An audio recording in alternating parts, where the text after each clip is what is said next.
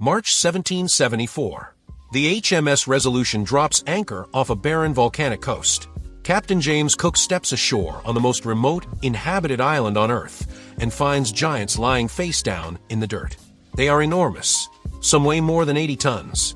Each was carved from a single piece of stone, dragged for kilometers across a treeless plain, and hoisted upright onto a temple platform. Then, at some point in the previous century, someone had knocked them over. Not just one, not a dozen, hundreds. Every stone giant on the island would eventually be toppled, pushed off its base, decapitated, buried in the rubble of its own shrine. Who knocked them down? That is the question. Because the people who did it were the same people who spent 1,000 years carving them.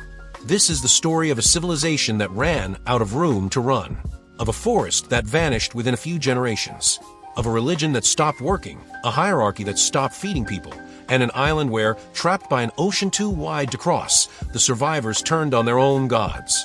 Later contact would multiply the damage. In December of 1862, Peruvian slave traders would drag off nearly every adult male on the island, and the handful who returned would bring smallpox back with them.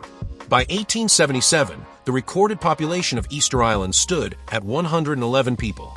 But the toppling of the Moai happened first, and that is the mystery archaeologists are still trying to solve. The Polynesians called this place Rapa Nui. On a modern map, it is a speck, a triangle of volcanic rock about 20 kilometers long and 10 wide, marooned in the South Pacific roughly 3,700 kilometers from the coast of Chile and about 2,000 from the nearest inhabited island. There is no other landfall for weeks in any direction. Around 1,500 years ago, a small group of Polynesian sailors, probably no more than a few double-hulled canoes, made that crossing and never went home. According to the archaeological consensus reconstructed from decades of work by Chilean, Italian, and American teams, they came ashore on the only real beach the island has, a slim strip of sand on the northern coast called Anaquina. From that beach, they built one of the strangest civilizations in human history. They had almost nothing to work with. No metal, no large mammals, no permanent rivers. Rainwater vanished into the porous volcanic soil almost as fast as it fell. And once the canoes rotted, there was no way back. The nearest usable timber was thousands of kilometers away in the Marquesas. And yet they thrived. For centuries. By the peak of the classical Rapa Nui period, the island supported between 10 and 20,000 people, a population density comparable to a modern rural county, packed onto a rock the size of a small city. 11 tribes shared the land, each with its own coastal territory, its own farmland, and its own gigantic stone temple.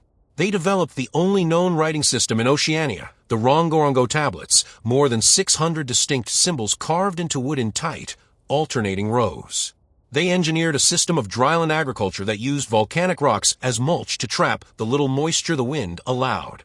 They carved coral eyes for their stone giants. They raised more than 900 moai. Then it fell apart. Fast. Every one of those giants was thrown down. The forest was cut down to the last mature tree. The population crashed. The old religion collapsed and a new cult, built around a Birdman god unknown anywhere else in Oceania, took its place. And by the time Europeans documented the island in any detail, the survivors had already lost the memory of what their ancestors had built. If this channel is going to spend the next 40 minutes unraveling how a self-sufficient island civilization collapsed, and if you want to see more investigations like this one, a like on this video costs you nothing and tells the algorithm this kind of story is worth showing to more people. Before we can get to the collapse, we need to understand what was actually collapsing. What did life on Rapa Nui look like when it was working? Who built the Moai and why? And what does the archaeology actually say about the moment the whole system snapped? That story begins on Anaquina Beach, with a handful of exiles and a horizon they can no longer cross. The exiles came from the west. That much the DNA is clear on. Genetic studies of the modern Rapa Nui and of skeletal remains recovered across the island trace their ancestry through the Marquesas and Mangariva, roughly 3,000 kilometers to the northwest. The best current estimate places the first landing sometime between the 5th and 8th centuries, a window archaeologists narrow by radiocarbon dating the earliest human traces at Anaquina and by tracking the arrival of the Polynesian rat, which came in on those same canoes. They would have been a small group, 2 or 3 double-hulled voyaging canoes at most, a few dozen people. They brought what every Polynesian colonizing party brought: sweet potato, taro, banana, sugarcane, chickens, and the paper mulberry tree for bark cloth. And they brought the rat, which would matter more than any of them could have known. What they did not find, waiting on the other side, was much of anything. The island, when they arrived, was not the treeless moonscape it is today. Sediment cores drilled from the crater lake at Rano show that Rapa Nui was once covered in dense subtropical forest, dominated by a giant palm species related to the Chilean wine palm that could grow 20 meters tall. 15 or 16 species of native trees, according to the pollen record. Nesting seabirds by the millions.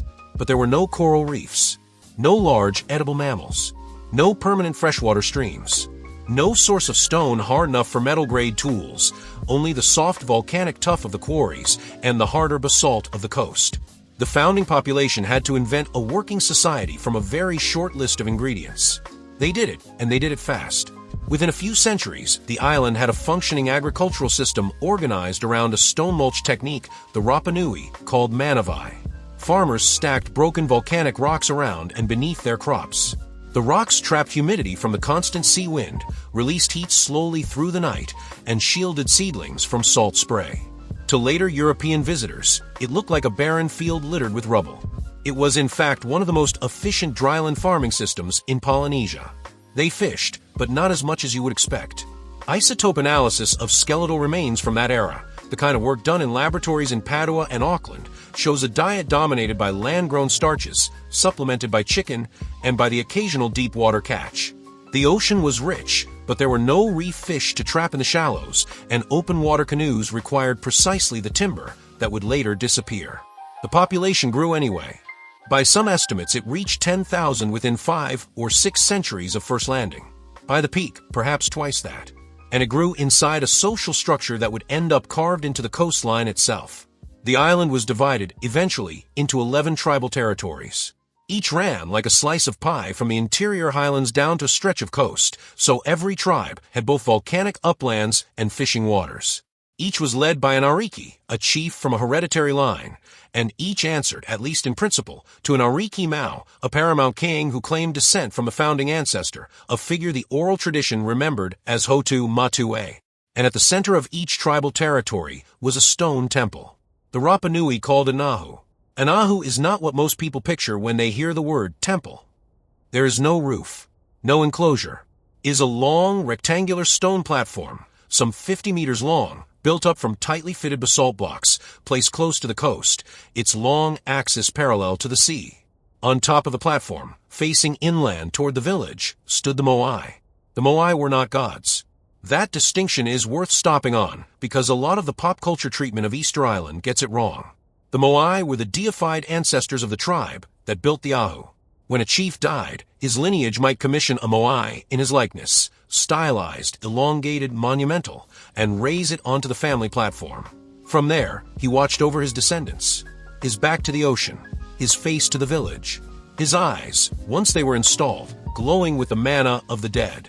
Every ahu was a family album made of stone, which raises the obvious question.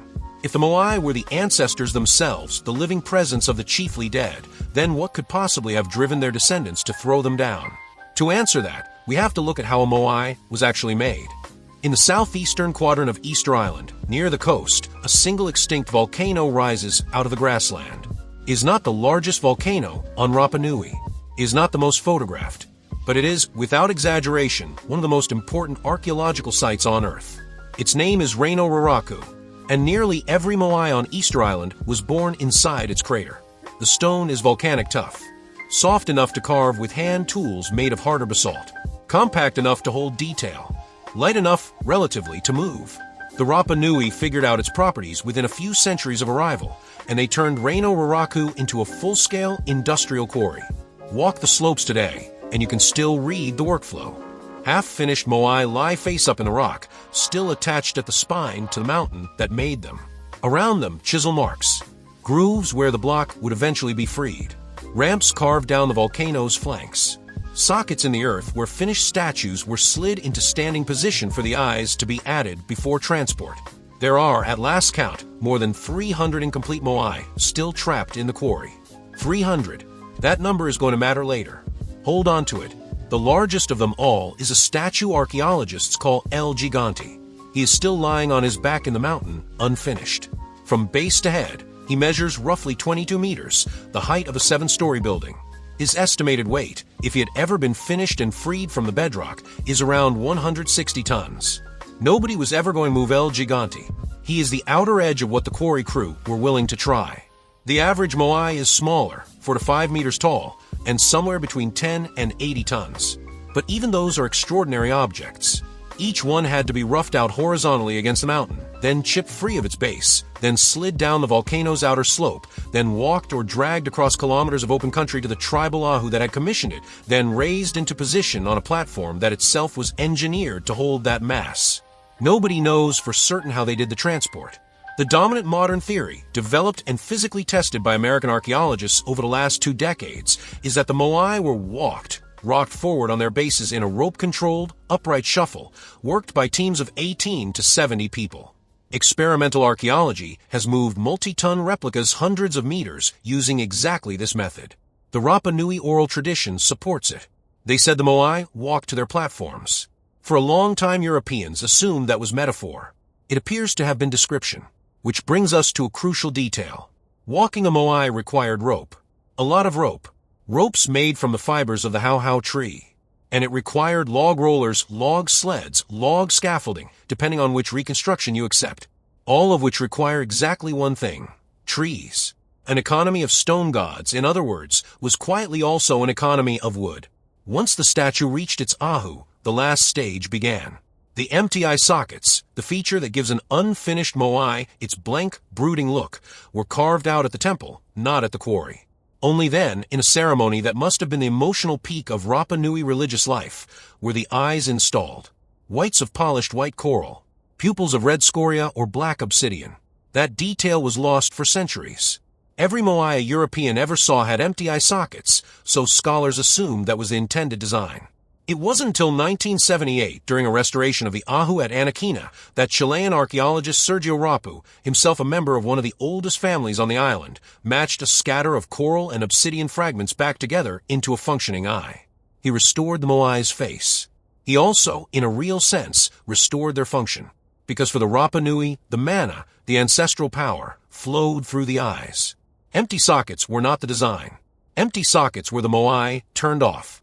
A Moai with eyes installed was a working ancestor, actively projecting the family's spiritual authority over its territory. That is what the tribes were commissioning and hauling and raising. Not statues, working instruments of political and spiritual power. And every tribe wanted more of them. Bigger ones, better ones, ones that would sit higher on the platform and stare farther inland than the neighboring tribe's ancestors could. The Moai were the peace treaty. They were also the arms race. And an arms race on an island that small was going to end exactly one way. Before we get to how it ended, there's one more system worth stopping on, because it is unique to Rapa Nui, and it deepens the mystery of what was lost when the civilization fell. The Rapa Nui, alone among Polynesian peoples, developed a form of writing.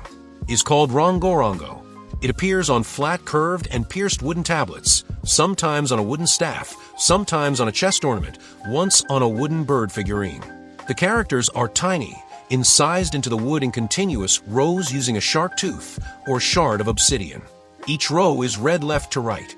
At the end of a row, the reader had to physically flip the tablet upside down to continue, a system linguists call reverse boustrophedon, and one that appears in no other writing system on Earth. 25 rongorongo objects have survived to the present. That is the entire corpus.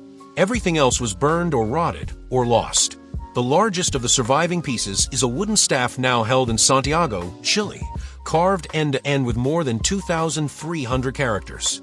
In the 1950s, a German ethnologist working on that staff cataloged about 120 basic signs, modified by prefixes and suffixes into roughly 600 distinct symbols. That is more symbols than an alphabet, more than a syllabary. About right for a mixed logographic syllabic script, the same category as ancient Egyptian hieroglyphs or Chinese characters. Nobody has been able to fully decipher it, not for lack of trying. 19th century missionaries collected the tablets that had not yet been burned as firewood. A French bishop assembled a small library of them in the 1860s and asked the last surviving Rapa Nui elders to read them. The elders chanted responses that sounded ritual, but the chants did not clearly match the signs. By the time serious philologists started working on rongorongo in the 20th century, the chain of oral tradition was broken. The most successful partial reading, published by a specialist working in New Zealand at the end of the 1990s, proposes that the Santiago staff is essentially a creation chant, a sequence of paired signs describing how one being unites with another to produce a third. Bird plus fish equals sun. Plant plus plant equals flower. The staff is a genealogy of the cosmos, encoded. But that reading only unlocks a fraction of the surviving corpus. Most of what the rongorongo tablets say is still unreadable. And when the last Rapa Nui who could read them died, some of them in the smallpox aftermath, most in the earlier slave raids we'll get to, a form of writing that had taken centuries to develop went silent. The most striking part of that story is what it implies about the intellectual life of the island. A society at the end of the world, with no metal, no draft animals, no written comparison culture within a month's sailing, had invented on its own the abstract idea that speech can be captured in signs on a surface. That is one of a handful of independent inventions of writing in human history. Egypt, Mesopotamia, China, Mesoamerica, almost certainly Easter Island. The Rapa Nui civilization was not what 19th century Europeans took it for when they arrived. Not primitive. Not decayed. It was a small, dense, highly organized culture with a functioning bureaucracy of chiefs and priests, an efficient dryland agricultural system, an engineered monumental architecture that rivaled anything in Polynesia, a documented writing system, a coherent theological framework of ancestral manna, and a track record of 1,000 years of stable population growth on a rock most colonizing parties would have abandoned within a generation. It worked. For roughly 1,000 years, it worked. And then over what appears to have been a relatively short window, perhaps a century, perhaps less, nearly all of it stopped working at once. The construction of New Moai halted. 300 half-carved statues were abandoned mid-work in the Rano Raraku quarry, as if the workers had put down their tools during a lunch break and simply never come back. Existing Moai were dragged off their platforms and broken. The dryland agricultural system, which had fed generations, began yielding less and less. The population crashed. And a new religion, organized around a bird god that had never been part of the classical Rapa Nui pantheon, moved in to fill the void the old ancestor cult had left behind. So what happened? What broke first, and what fell in behind it? The answer does not start with the Moai at all. It starts in the pollen record. And in a laboratory in Paris, where a research team spent the better part of a decade sifting through burnt ash pulled out of prehistoric Rapa Nui cooking pits and slowly reconstructed, sample by sample, the exact moment the forest died. Every meal cooked on Easter Island for 1,000 years was cooked over wood. The Rapa Nui used stone-lined earth ovens they called omo, 5 stones arranged around a hollow, a fire built inside, food buried, and left to cook while the stones held the heat. Every omu left a residue, a fine dust of carbonized wood, still preserved centuries later under the topsoil. 2 French archaeologists, husband and wife, working out of the Laboratory of Prehistoric Ethnology in Paris, spent years cataloging that dust. The technique is unglamorous. You take a scoop of ash from a dated cooking pit. You clean it. You run it through a scanning electron microscope. And you compare the molecular structure of the burnt wood fibers against a reference database of known plant species. Every species has a signature. If you have enough samples spread across enough sites, spread across enough centuries, you can reconstruct exactly what people were burning, and therefore what was still growing on the island, decade by decade. The Rapa Nui team analyzed roughly 33,000 samples. That is not a rounding error. That is a decade of somebody's life at a microscope. The results, published gradually over the last 20 years, told a story that had been suspected for a long time, but never quantified. At first contact, the ash record was thick with wood. Palm, Toro Moreau, How, Mahout, 13 distinct tree species, all native, all present in the cooking fires. Fires burned hot, meals were roasted, canoe construction hummed along. Then gradually the ash started to change. Palm would decline first. The giant palms went earliest, probably because they were the most useful and the most vulnerable. Rats arrived in the founding canoes, chewed the palm nuts, and destroyed the seed bank. Humans cut the mature trees for construction, transport rollers, canoes, and firewood. Between rat predation on the seeds and human predation on the adults, the giant palm never regenerated. By roughly the 15th century, it was functionally extinct on the island. Other species followed. Toro Moreau, How. The record grows thinner. The pieces of charcoal get smaller. the species diversity collapses. By the middle of the 17th century, around the year 1640, the ash record shows essentially no more wood. Cooking fires were burning grass, sugarcane stubble, whatever brush the island still produced. The forest was gone. Not almost gone. Not thinned out. Gone. That is the pivot point.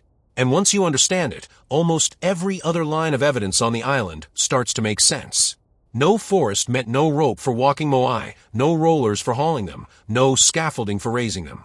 It meant the Moai project stopped mid-workflow, which is exactly what the abandoned quarry at Rano Raraku shows. It meant no canoes for open water fishing, which is exactly what the collapse in deep-sea fish bones in the late-period Midden record shows. It meant no shade for crops, no windbreak against the salt spray, no tree roots to hold the topsoil against Easter Island's 250 days of rain a year, and the topsoil started washing off the island. Crop yields dropped.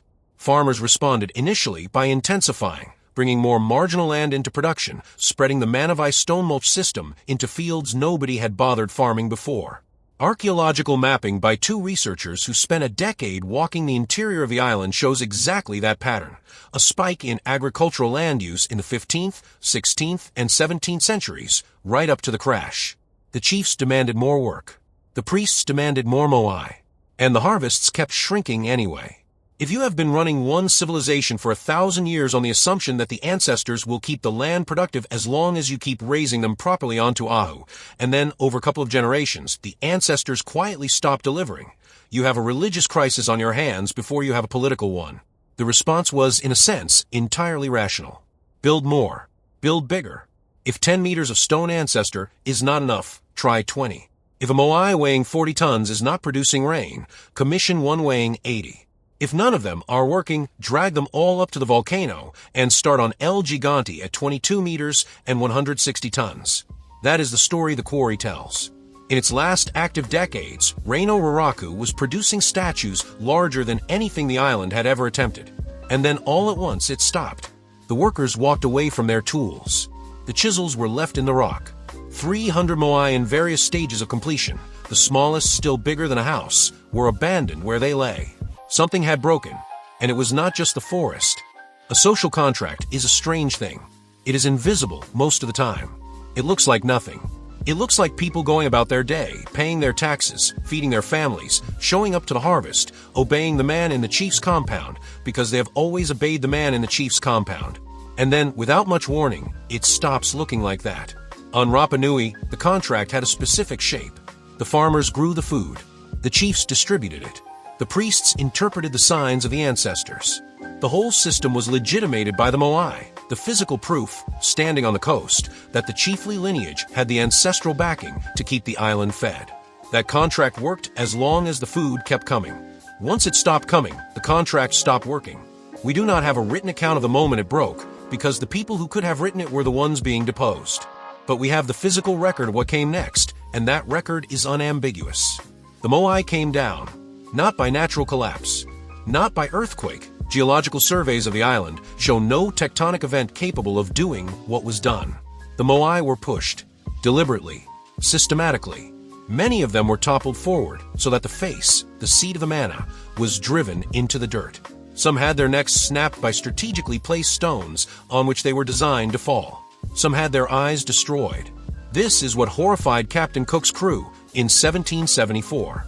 This is what shocked the French expedition of La Perouse in 1786. Every European visitor across the 18th and early 19th centuries described the same scene. Broken ancestors lying on the ground, the platforms abandoned. By 1868, according to visiting missionaries, not a single Moai remained standing on an Ahu anywhere on the island. Every last one had been thrown down. The oral tradition, still faintly remembered when 19th century researchers began collecting it, called this period the Huri Moai, the statue toppling. It described a time of open warfare between tribes, chiefs slaughtered, ancestral platforms desecrated, cannibalism reported, although the archaeological evidence for cannibalism on Rapa Nui remains contested and probably exaggerated by later Christian accounts.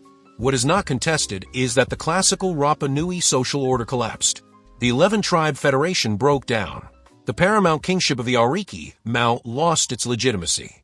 And the Moai, the anchor of the whole spiritual architecture, became targets. something else emerged in the vacuum. At the southwestern end of the island, on the rim of the Rano Raraku volcano, a new ceremonial complex was built. It is called Orango, a huddle of low, oval, stone slab houses perched on a knife edge above a 300-meter drop into the Pacific. From Orango, you can see 3 small offshore islets. And onto those islets, in the late spring of every year, the sooty tern comes to nest. The Rapa Nui built a new religion around that bird. It was called the Tangata Manu cult, the cult of the Birdman. Once a year, warriors from the surviving tribes would compete in a race. Each competitor's champion would swim across shark-infested water to the largest offshore islet, wait for the first sooty tern egg of the season, and swim back with it intact. Whoever's champion returned first with an unbroken egg, that man was declared the Birdman for the year. His head was shaved. He was placed in ceremonial seclusion, and for the following 12 months, he ruled the island. This is worth pausing on. In the classical Rapa Nui religion, authority descended from the ancestors, made physical in the Moai. In the new Birdman religion, authority was won annually in a race for an egg. The gods had stopped speaking through the lineage. Legitimacy now had to be earned, in public, in front of everyone, every single year. That is not a minor theological adjustment. That is a civilization looking at its own broken past and rebuilding the concept of political authority from scratch. And if you find that kind of story, the moment a society reinvents its own operating system under pressure, worth watching more of, subscribing puts every future investigation on this channel directly in your feed. The Birdman cult is only half the aftermath. The other half of the aftermath was that the outside world was, at this exact moment, sailing over the horizon. Before we get to the ships, one caveat because it matters. The story told so far, forest collapse, agricultural crisis, social breakdown, Moai toppling, is the classical archaeological reconstruction of the Rapa Nui collapse. It is powerful. It is elegant. It fits most of the physical evidence. It is what most museum captions and most documentary narrations will tell you. It is also, in the last 20 years, coming under revision. A newer generation of researchers has pushed back on the ecocide framing, the idea that the Rapa Nui essentially cut down their own forest, starved themselves out, and imploded before Europeans arrived. Recent radiocarbon work suggests the population may have been more stable, deeper into the historic period than the collapse model implies. Studies of coastal middens suggest continued fishing and continued diversified food production even after the forest was gone. The rats in this newer telling played a much bigger role in the deforestation than humans did, and the deforestation, while real, may have been less immediately catastrophic than the classical model suggests. The point of that caveat is not to overturn the story. The forest did fall. The Moai did come down. The old religion did give way to the Birdman cult. Those things are visible in the physical record and are not seriously disputed. The point is only that the collapse was probably slower, messier, and more entangled with external forces than a clean civilization commits suicide narrative allows. Some of the killing blow, maybe most of it, was delivered by what happened after 1722. Which brings us finally to the ships. Easter Sunday, April 5th, 1722. The Dutch Admiral Jacob Roggeveen, sailing in search of the mythical southern continent, spotted a small triangular landmass in an ocean nobody thought contained land. He named it for the day, Posh Island, Easter Island. Roggeveen's crew landed briefly. The contact was cautious, then it turned violent. A Dutch marine fired into a crowd of Rapa Nui, and about a dozen islanders were killed within hours of first contact. The Dutch left almost as quickly as they had arrived. But the pattern of that first encounter, brief, misunderstood, and lethal, would repeat. Cook, 1774. La Perouse, 1786. Russian ships, American whalers, British and French naval vessels through the first half of the 1800s. Each stopped, each traded, each departed.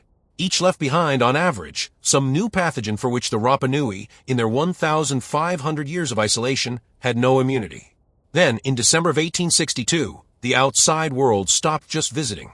A fleet of Peruvian slave ships, chartered by mining interests desperate for labor on the Guano Islands off the South American coast, where seabird droppings were being harvested as fertilizer at industrial scale, landed at Rapa Nui and took roughly 1,500 people at gunpoint. Most were adult men. Most were the priests, the chiefs, the Rongorongo readers, the keepers of the ancestral chants, the people who held the memory of the classical civilization. About 900 of them died in the mines within a year. International pressure eventually forced the surviving prisoners to be returned. Fewer than 15 of the deported islanders made it back alive, and they carried with them, in their bodies, smallpox. The epidemic that followed killed most of the people the slave raids had left behind. Missionaries who arrived in the 1860s described a population in freefall, the survivors converting to Christianity partly because their own religious system had lost its last living interpreters. By 1877, the entire recorded population of Easter Island was 111 people. 111. Down from a peak of perhaps 15,000. A demographic collapse of more than 99% within a single lifetime.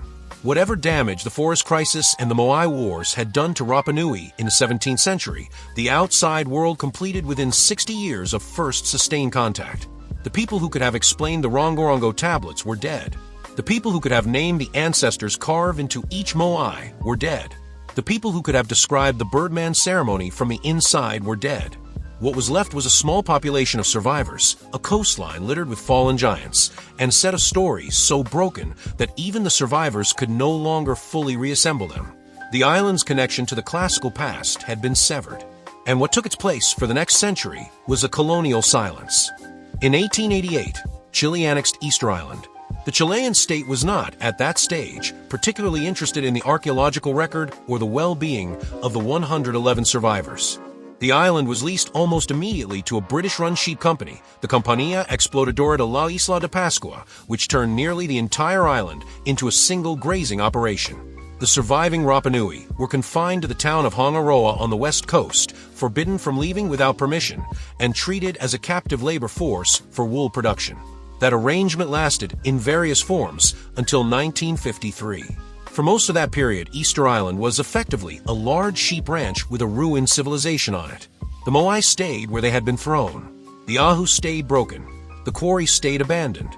The Rongorongo tablets, apart from the 25 that had been collected earlier by missionaries and shipped off to European and Chilean museums, were gone.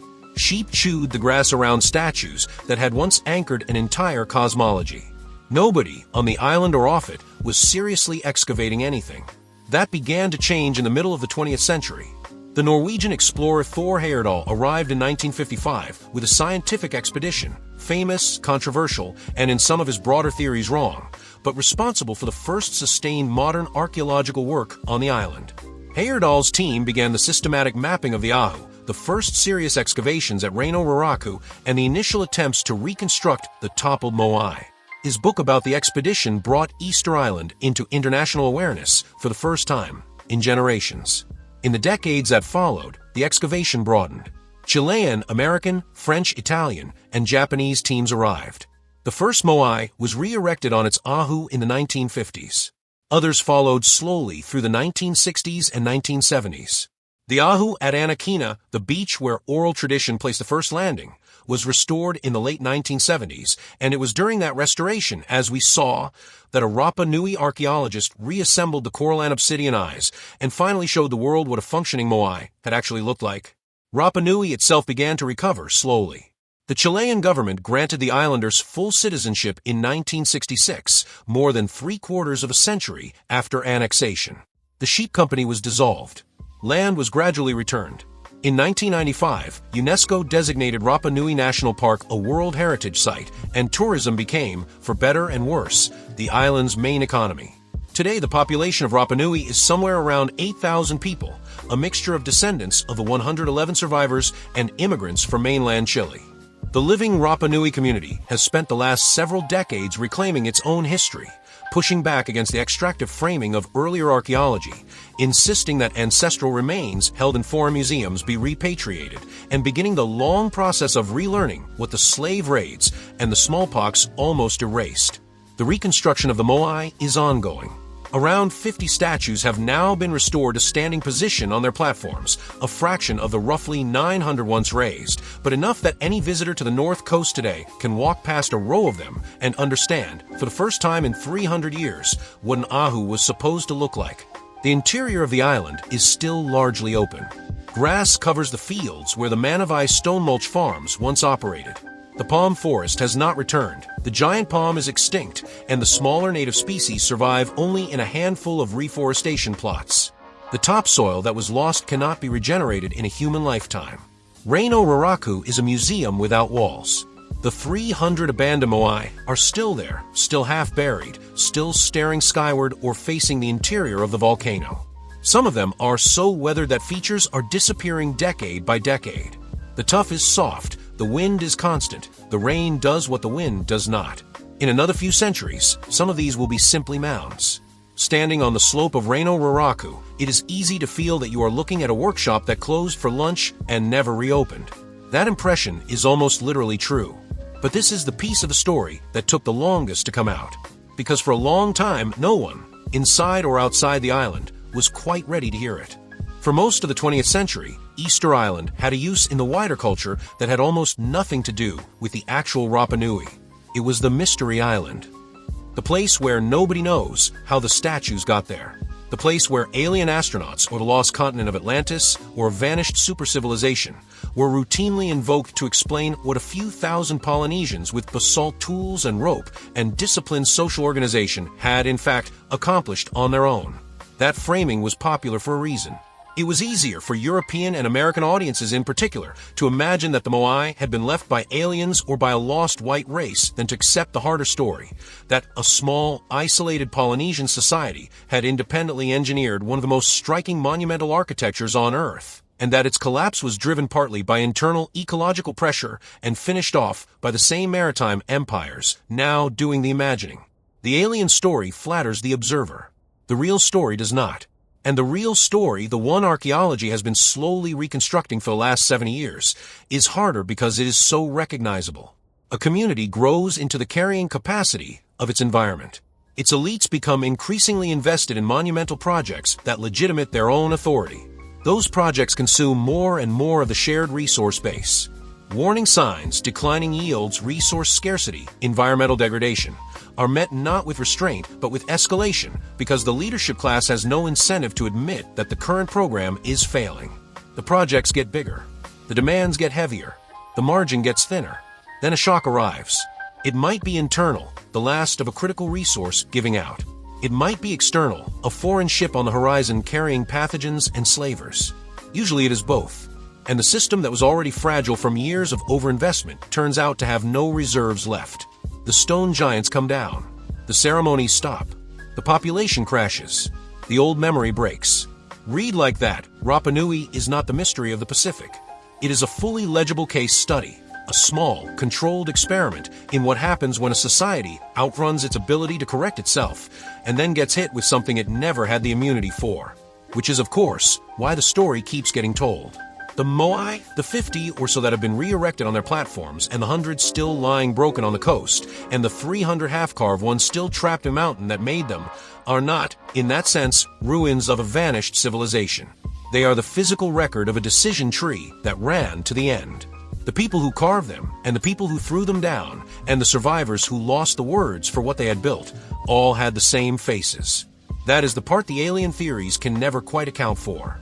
If this investigation was worth your time, a like tells the algorithm that other people should see it too. Subscribing keeps the next one, probably on a different vanished system, on a different continent, with a different arc of overreach and consequence, in your feed the moment it drops.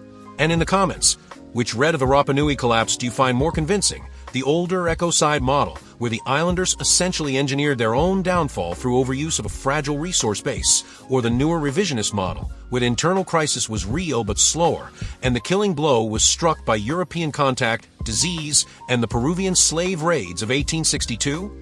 And second, do you think there is anything genuinely useful in the lesson of Easter Island for a modern industrial society trying to look at its own resource curve? Or is that a lazy analogy that flattens what actually happened?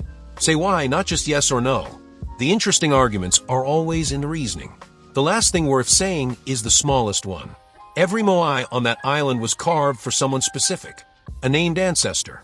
A remembered face. A person who was expected to keep watching over descendants who, in the end, were not there to be watched over. The stone giants are still on the coast. The names for most of them are gone. Rapa Nui remembers what it can,